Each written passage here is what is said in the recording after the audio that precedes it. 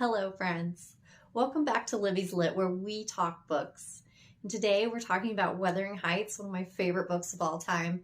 I read this book for the first time when I was 16 years old, and I was a wannabe writer at that time. I was so excited to pick up this book and really find a world in there of imagination, of emotion, and wildness, and complete uniqueness in a story. So for me, Wuthering Heights is really special and really important, and I read it. I've read it probably 4 times, I'd say, total. And in between then have picked it up and read bits and pieces here and there. But I know that it's one of those books that you either love it or you hate it, and there is no in between. And I know a lot of people don't like the book. Now, there are some reasons for that, and we will talk about those today, but I'm going to refute those reasons a little bit. I want to get in there and discuss a little deeper about the book and why maybe your first perception of it is not the full perception of it. So, to start, I'm going to go through some of the things that people don't like about the book, and I'm going to start with narration. So narration is kind of tied in this book with the structure. And what happens is you have a set of narrators rather than one narrator who's going through something. And these days, especially, it's very common to just have one narrator. Maybe they're speaking in first person, what have you, but that's more popular these days. Back then you had usually third person omniscient or third person one way or the other. Whereas in this book, you have 2 main narrators. You have Nellie Dean, who is she's the maid, I guess you could say. She's a servant at Wuthering Heights and also at Thrushcross Grange. Can't spit that out very well. And she is the voice behind the whole story. It's her eyes that have witnessed most of the events in the book. On top of that, you have Lockwood. Lockwood has come to rent a house from Heathcliff, and this is how the book opens. He comes in, he meets Heathcliff. He then meets the family dynamic and wants to know what in the world happened to these people to make them so crazy, because there is just the most wild, dysfunctional place he's ever been, probably. So that's, he's one of the narrators. A lot of people don't like Lockwood. They don't see the point of him coming in, telling this story. They don't really ever say what he's doing there, why he's there, except that he's trying to get over, it's really funny. He's trying to get over this woman he fell in love with, but he was in love with her. And then as soon as she found out that he was in love with her, she returned the feelings. But it turned out that he just couldn't proceed. He could not move forward and got scared and ran away, basically. So he's there trying to recover from that, which I think is kind of funny, and we'll get a little more into why I think that's funny. But the reason why he is necessary is because, first of all, we need an outsider. We have Nellie to tell us what happened. She's explaining, okay, this is what happened. This is how Heathcliff became this way. This is how he has all these different people living in his household who are family but not family. You know, they're kind of relations, but they aren't his own wife, his own children. And so no one's happy. If you haven't read the book, please do. No one's happy in this house, and that's how it starts. And Lockwood wants an explanation. Lockwood has a very stable, nice life, you understand. He thinks well of himself. So I think that Emily Bronte, the reason that she brought him in, first of all, she needed an outsider. She needed someone who needed an explanation. She also chose a man because, first of all, she wrote under a male pseudonym, Alice Bell, and she probably wanted to make it a male narrator to make it more believable.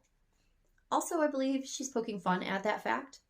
I think she's poking fun at the fact that she has to have a man speak for her, and she has to have a man, because men are writers, because why? They're more educated, they're more sensible, they're more reasonable. Women just write emotional drivel, right? Was the belief back then. And I think that's one reason she brings him in. But it's really funny because he is not really that sensible.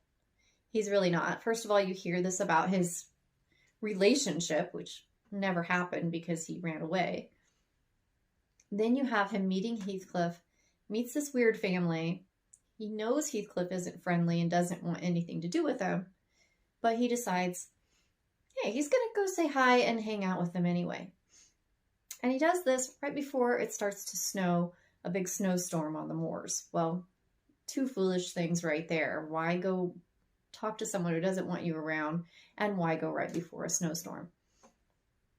So I think that she's poking fun at Lockwood, at the fact that we need this man to tell this story. However, he's not that bright.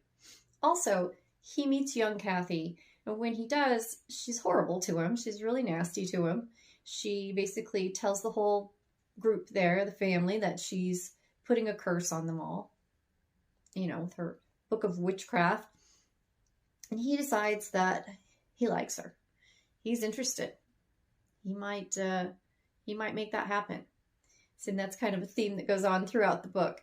And it's funny because, you know, she's not someone that would make a good mate for someone who is not used to dysfunction.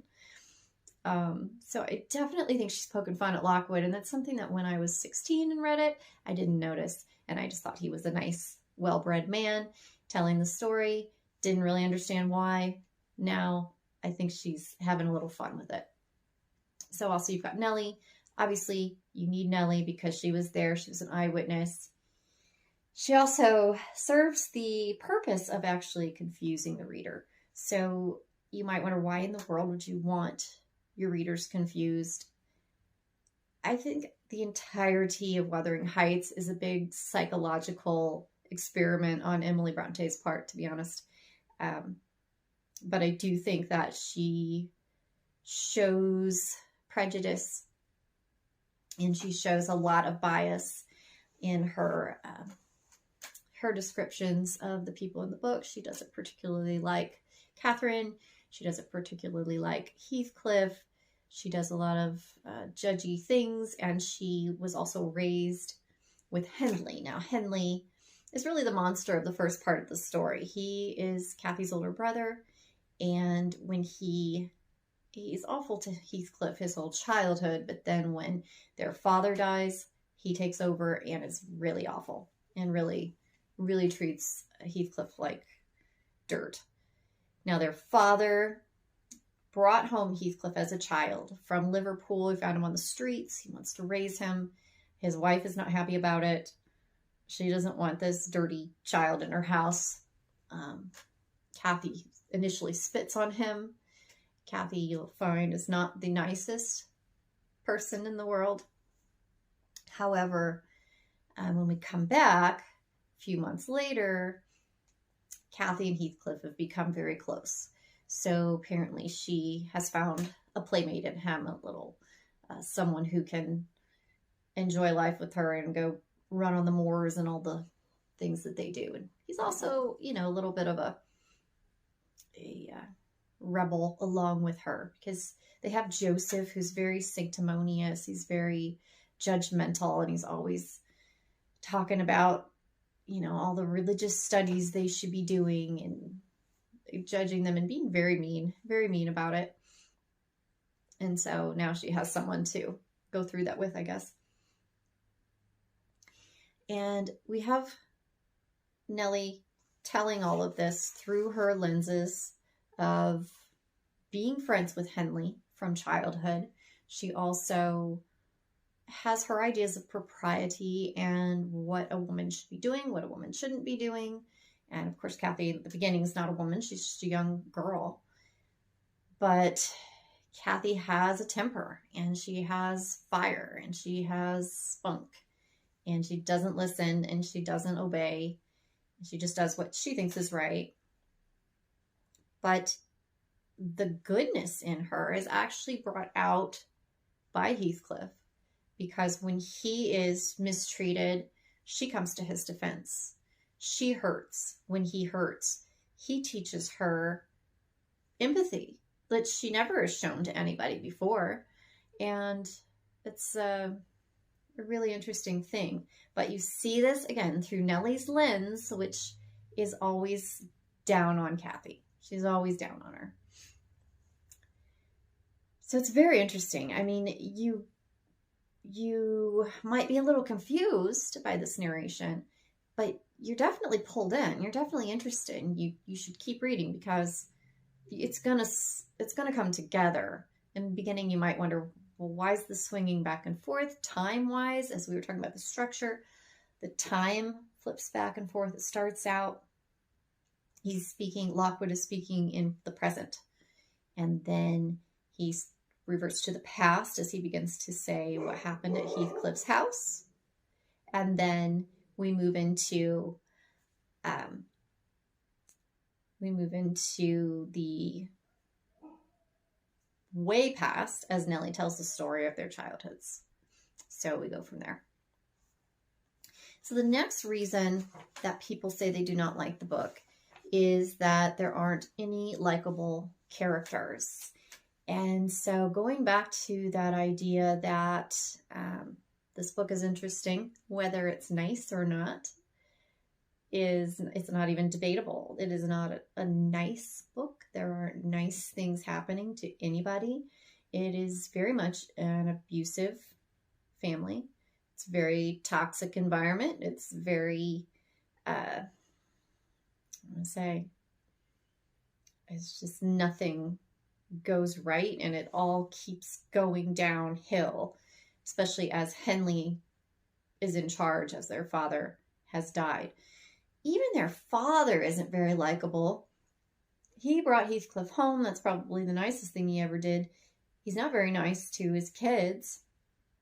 He doesn't like them. He says he doesn't care for them. He tells Kathy shortly before he dies that he can't love her, because she isn't a good girl. And he shows favoritism to Heathcliff, which is the only time in Heathcliff's life that he gets treated nicely.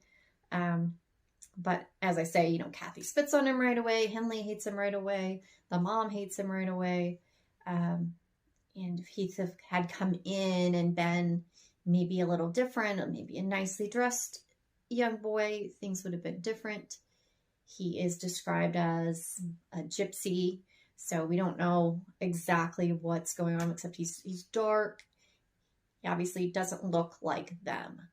He's noticeably different in his appearance. And he is not treated well because of that, mainly. Well, completely, probably. And so we'll just kind of go through the characters. Kathy is willful. She's willful. She's sometimes mean. She's a little wacky sometimes. She'll get way, way up and way down. Really interesting from a psychological perspective, which my next video was going to be about. But is she nice? No, she's not nice. She's not a nice girl. She shows kindness toward Heathcliff. She is not someone who is a girly girl in any way. She's not someone who's trying to make anybody happy. She just really tries to make herself happy. and Heathcliff. She does care about his happiness. Also, there's Heathcliff, who we've talked about, who may not be likable, but he's definitely interesting. And, you know, everything that happens to him happens because of the way he's treated.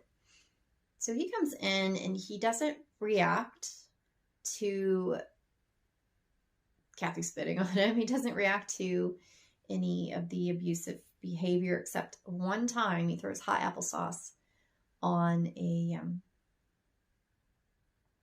Henley.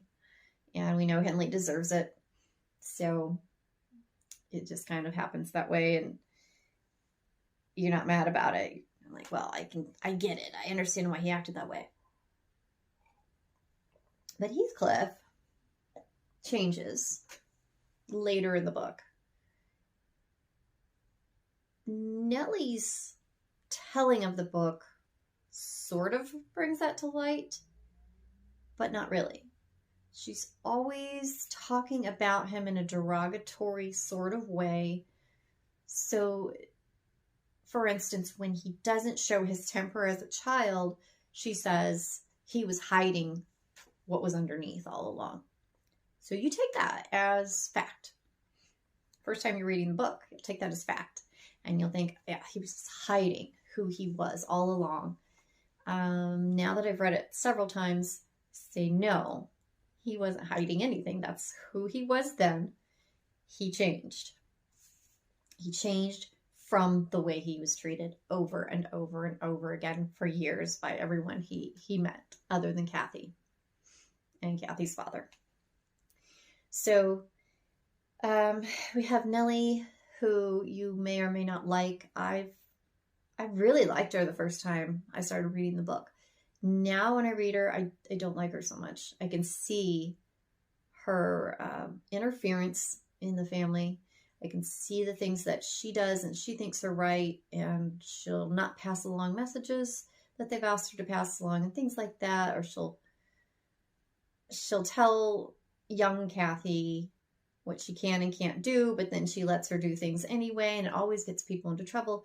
So she's really pretty active in this book as a character, and I don't care for her very much. I'll just go through main characters. Obviously, Henley is just a disaster. He's very mean to Heathcliff. He has his wife pull Heathcliff's hair. And it's just not a good guy. And throughout time, his life goes downhill, but nothing that makes you ever care for him. Joseph is a despicable character who's just very high and mighty and ignorant at the same time. So I think we've all met somebody like that who doesn't really live what they say. There's a big hypocrisy there with Joseph. I think he's there to represent hypocrisy, if I'm not mistaken.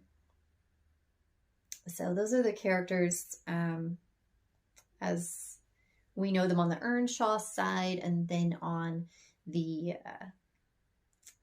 Linton side, you've got Edgar and Isabella.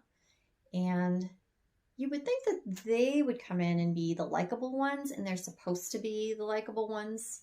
They're the socially acceptable ones, the ones with money and a nice house and nice parents. And yet Emily Bronte does something really genius here. And instead of showing us the first time we see them, Heathcliff and Catherine have gone to peek in their windows. And they, as Heathcliff says, they're going to see if they also live their lives shivering in corners like poor Heathcliff and Catherine do. Which is interesting that he's the one that says it, because it shows that he knows, you know, this is the way you're supposed to be living your life, even though he's probably never known a better one.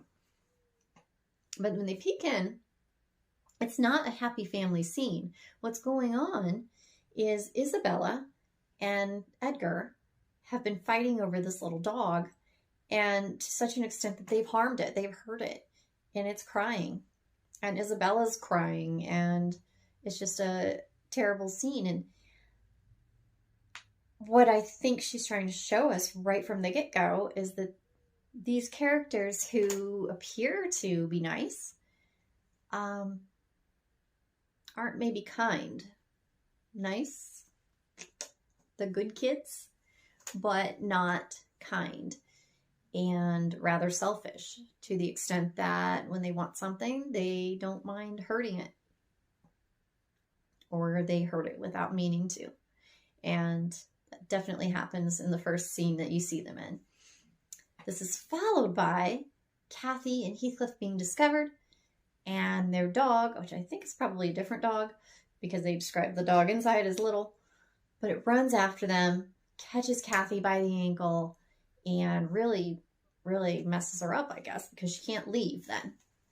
So instead of, being nice to Heathcliff, because they are nice to Kathy once they realize who she is, that she's their neighbor,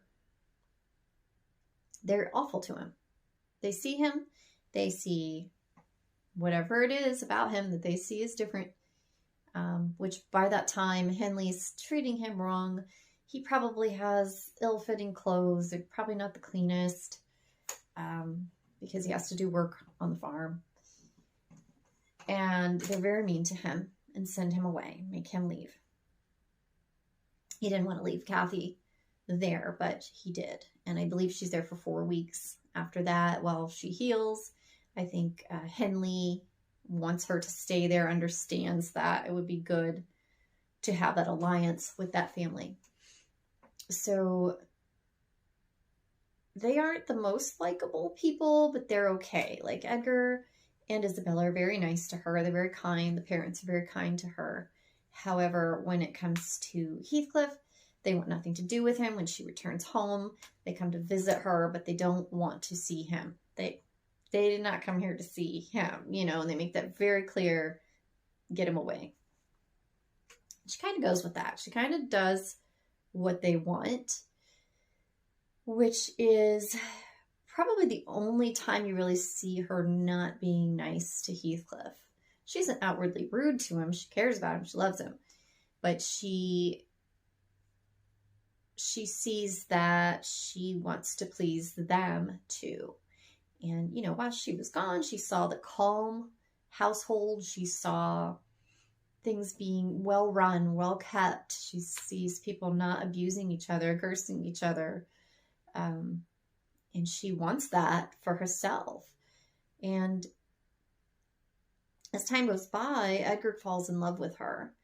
And she admires him very much. She thinks he is attractive. She, of course, appreciates the fact that he has money and that he's nice to her and that he loves her. And she does decide to marry him. So that does happen. But I will argue that she doesn't do it for entirely selfish reasons. I think a lot of misconception about Kathy is that she's very selfish, and I don't believe she is entirely. She's for herself, but also for Heathcliff. And as you see in the book, she says to Nellie, I am Heathcliff. She says Heathcliff is her only obstacle here with marrying Edgar, because she loves him and they're a part of each other. They've been together since they were children, and she thinks about him all the time, but she doesn't think about him, she says, not as a pleasure any more than I'm always a pleasure to myself, which is so true, because she's not a pleasure to herself. She's out of control a lot of the time and angry and frustrated.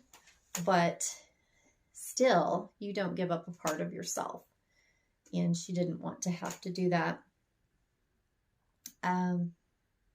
So I find Kathy pretty likable in a way. She's so interesting and different. And I like that about her and always have.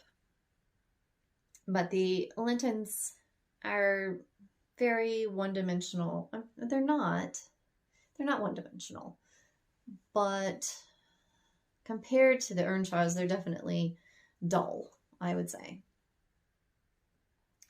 So the last thing I want to touch on about why people don't like this book is because they say it's not a love story. There's too much violence, too much toxicity, too much, it's too big, it's too over the top, and it's dramatic, and it's not real love. And I would say, if you come into this thinking it's a romance, it's not a romance, okay? It's not a romance. It is definitely partly a love story, though. And I'm not going to argue this too much, but as I said, Kathy is getting married. But when she says she's going to get married, she says to Nellie, she hopes that it will help raise Heathcliff up from the lowly place that Henley put him. She's thinking about Heathcliff as she's agreeing to get married. And she's not just saying this, I don't think, as an excuse at all. I think she really means it. She says that. But the thing is, when she says she can't marry Heathcliff because he is in this place that Henley has made him, where he can't, it would be a degradation to her to marry him. Heathcliff's in the room. She doesn't know that. And he hears her say that. He doesn't hear the rest. The rest is, he'll never know how much I love him. He leaves. And after she finds out that he heard that part and that he left, excuse me, she goes out to try to find him. And it's cold and raining, and she's out for hours, and she goes everywhere, and she sees no sign of him. And makes herself ill, basically, over it. So she ends up sick over trying to find Heathcliff and feeling bad and not knowing, what he heard and what he didn't and what he's thinking. And she just knows he's hurt emotionally. And she spends a long time being upset and wanting him back, and he doesn't come back. We don't know what happened to him at that point. Later, so I'm just going to say, at that point, Kathy loves Heathcliff. She cares for him very deeply. She does not want him upset, and wants his life to improve for his sake. She knows if she's married to someone else, she can't be in a romantic relationship with Heathcliff, but she knows that his life could be improved nonetheless. She could help him. Well, at least that's what she believes. Heathcliff, on his part, is a little different in showing his love. Kathy's the only one he has. She's the only one who defends him and believes in him and sees him for who he is and still sees his value. She's very interesting. They never talk about each other's looks in there. They never talk about their looks or any kind of passion as far as physical stuff, which I think is always amusing because people say, oh, this book's all about sex and desire. And I never see that in the book. There's a desire, but the desire is to be simply with each other, bound to each other, more in a heart way than a physical way. But nonetheless, the minute he hears that she is getting married and she can't marry him because he's too low, he leaves. And what he's doing when he leaves is improving himself. I think he thinks that, or he knows, he's not going to fit in. She marries Linton, she's not going to fit in with him anymore. And there's going to be this rift and he's not going to be allowed there. And it's impossible for him to comprehend not seeing her anymore. So he goes, educates himself. He dresses better. He finds a way to get money. We never learned what that way is. Doesn't matter. He dresses well. He comes back with, manners and a healthy way of speaking. And when he comes back, of course, she's already married. It takes her 3 years after that to get married. So he's gone for longer than that. And when he comes back, he's done everything he can to still be in her life. He's here. I did it. I'm a gentleman. I'm got money of my own. I'm acceptable. I can be part of you still. I can be part of this friendship at least. No. Edgar sees him and is like, well, what's he doing here? Bye. And Kathy insists that Heathcliff be allowed to be there. I mean, Heathcliff is, raised with her and is practically family to her. So that would be the same as saying that you couldn't visit your siblings, I guess. But of course, Edgar has some jealousy there too. He knows that she has an attachment to Heathcliff, and he is jealous. So that's one thing that Heathcliff does to show his love. He doesn't do it to spite her. I think a lot of people think that he went to make himself better to spite her. I don't believe that. I think he did it to be with her and show up. And a close reading will show that. So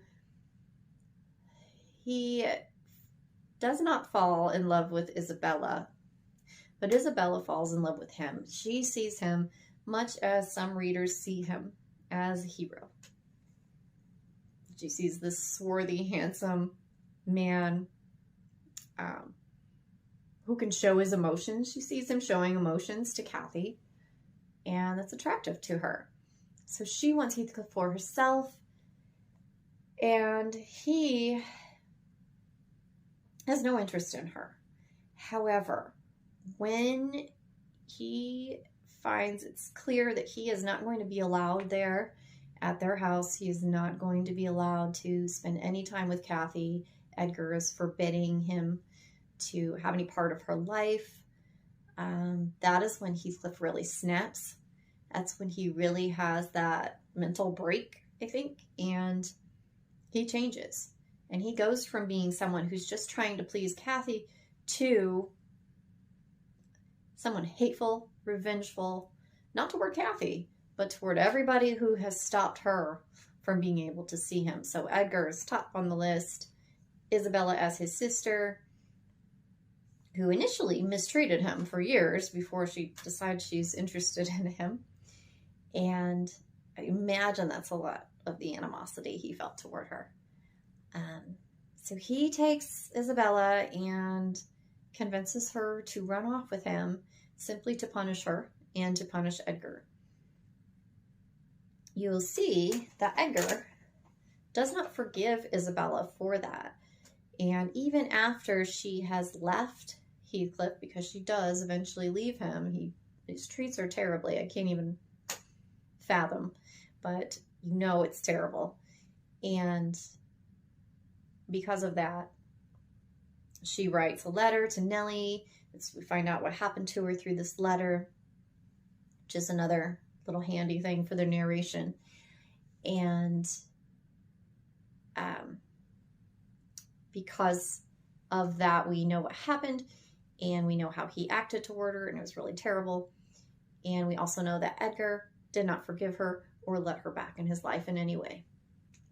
So that shows a lot about Edgar and his love. And did he love his sister? Or did he only love people when they were acting right? Did he only love people when loving them was easy? he does continue to love Kathy, even though she is sick.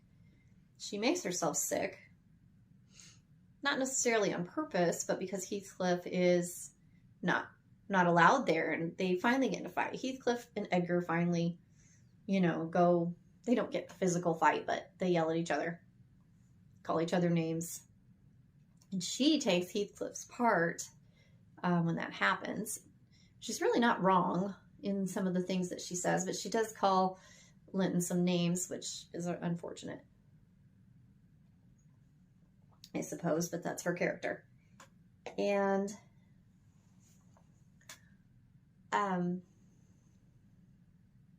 so Edgar, again, is playing that part of referee. This is right, this is wrong. I decide what's right. I decide how it's going to be. And he does that with Heathcliff. He does that with Isabella. And, he does continue to love Kathy, even when she's very sick and she's not eating and she's about to have their child. He's still very kind to her. But we will remember that the day that she passes, he's at church, and Heathcliff uses that time to come in. He has stood outside their house for days waiting for his chance to just be with Kathy one last time and hold her in his arms and tell her, everything he wants to tell her, I guess. And so you can't deny that scene when she's getting ready to die and he's so horribly upset, just horribly upset. And he says he can forgive her for dying. He said, I can forgive my murderer, but how can I forgive yours? So he can forgive her, but at the same time, you've let yourself die, and that's, I've lost you, and how can I ever really forgive you for that? So yes, it's very, very, very entrenched, and we don't favor those kinds of loves in life and in therapy, but at the same time, you can't deny that he loves her. He needs her, but you can't deny that he loves her. I mean, he really, really just wants to be with her. And yes, it's over the top. And yes, you could say that's so dangerous. That's a dangerous love. That's a toxic love. Yes, it is. It is. But at the same time, you can understand where it comes from, taken in the full context of the book. So that is why I think that there is actual love there, and how I would say, just because it's a crazy love, it's still love, and it's part of the book and part of what she wanted to say. So I think that Emily Bronte probably did see that as love, but I think she also knew it was very, very, very toxic, but also ingeniously saw that that's the kind of love he would have for her based off all of his childhood experiences and even his adult experiences, still being rejected by everybody in the world but her, even after everything he did to try to win them. So that's all I have to say today on why you think you hate Wuthering Heights. And we're going to talk next time more about the psychology of Wuthering Heights. And I can't wait to get into it because there's so much to talk about and it should be a lot of fun.